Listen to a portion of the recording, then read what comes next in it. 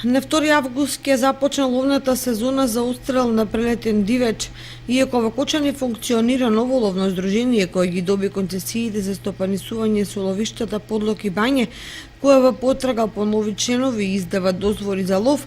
Голем број ловци збунети од ситуацијата во која се наоѓаат 2 години, чекаат нејзино размрсување за да знаат како да го решат својот ловечки статус. Целокупната ситуација ја да комплицира тоа што нема информации за бројноста на дивечот, организираноста од аспект на ловочуварска служба и други детали битни за спроведување успешна ловна сезона. Уште сега е јасно дека во новата ловна сезона ќе нема лов за фазани, бидејќи фазанеријата одамна не работи и не врши населување на ловиштата. Ловците тактизираат со зачленувањето и членарините со цел да не се изложуваат на двојно плаќање.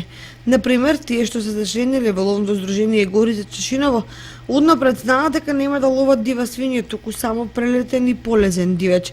Тие што доправа ќе се зачленат во подружницата Осогово на Македонски шуми, знаат дека ќе може да ловат само крупен дивеч, главно дива свиња, и тоа почнувајќи од октомври до крајот на јануари.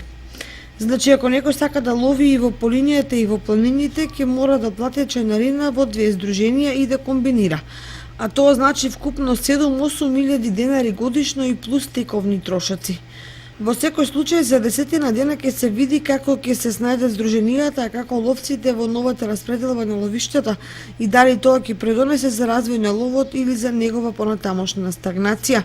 Ловците по 6-месечна пауза на 2 август ќе излезат во ловиштата во полскиот дел, пошто ќе може да се коментира за повеќе сегменти во и околу ловството.